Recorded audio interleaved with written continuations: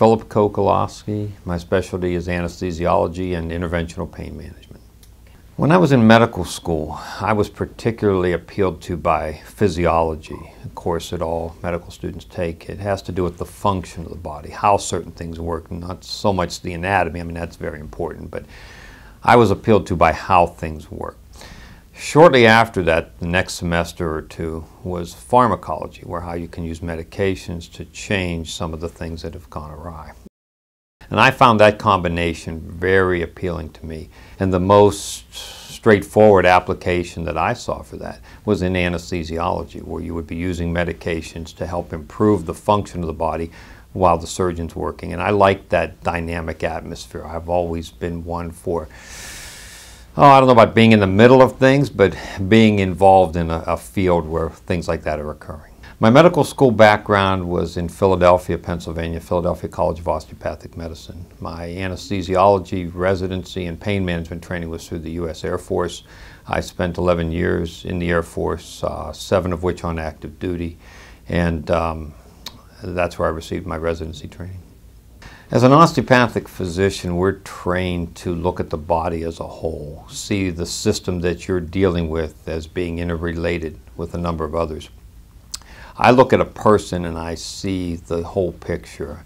I try to anyway, looking at social needs, at medical needs, psychological needs, but certainly the aspects of pain all play into those things. So part of what appealed to me about this and my philosophy is that when I look at it, I try not just to look at which portion of your spine is the worst or which joints are the worst. That's obviously a large part of it.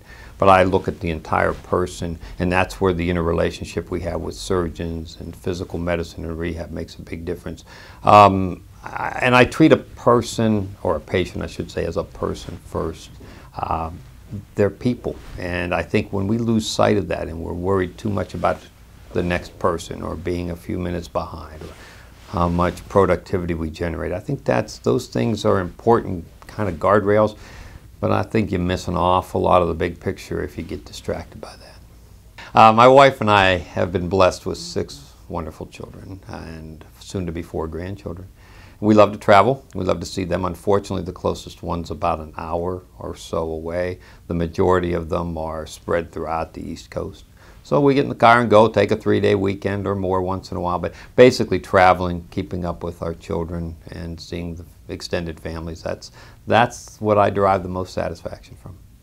So to come here and have an opportunity to practice, be part of a community, know people, make lots of friends and associates over the years outside of medicine, that meant an awful lot to me. I didn't want to be in an environment where I just didn't feel as comfortable. Having trained in Philadelphia and gotten into smaller and smaller locations from there, I keep getting into smaller locations and I keep enjoying it more. So it's a combination of a lot of things, but it's a rural, somewhat underserved area that just had a very big appeal to me.